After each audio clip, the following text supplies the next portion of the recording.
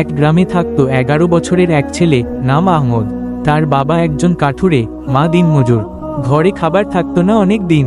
তবুও আহমদ প্রতিদিন মসজিদে যেত, নামাজ পড়ত, আর আল্লাহর কাছে দোয়া করত, হে আল্লাহ, আমাকে এমন কিছু দাও যেন আমি শুধু নিজের নয়, পুরো গ্রামের উপকার করতে পারি। একদিন সকাল এসে দেখে গ্রামের এক প্রবীণ হুজুর হাঁটতে পারছেন না।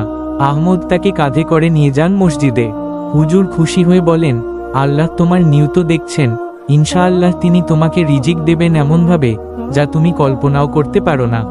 পরদিন সকাল এসে মসজিদের পেছনে পড়ে থাকা একটা বস্তা খুঁজে পায়। বস্তা ভর্তি টাকা পয়সা আর এক চিরকুট। যে আল্লাহর জন্য কাজ করে তার রিজিক নিয়ে চিন্তা করার দরকার নেই। আহমদ সেই টাকা নিজের জন্য নয়, গ্রামের এতিম, অসুস্থ আর দরিদ্রদের জন্য ব্যয় করে। পরে এক ধনী ব্যক্তি সেটা দেখে তাকে শহরে নিয়ে গিয়ে লেখাপড়ার ব্যবস্থা করে। আহমদ বড় হয়ে ওঠে একজন বিখ্যাত ইসলামিক স্কলার। সবাই বলে, সে শুধু জ্ঞানী নয়, সে আল্লাহর আশীর্বাদ ধন্য। কিন্তু এটা কি? তুমি এত সুন্দর একটি ভিডিওতে লাইক দিলে না।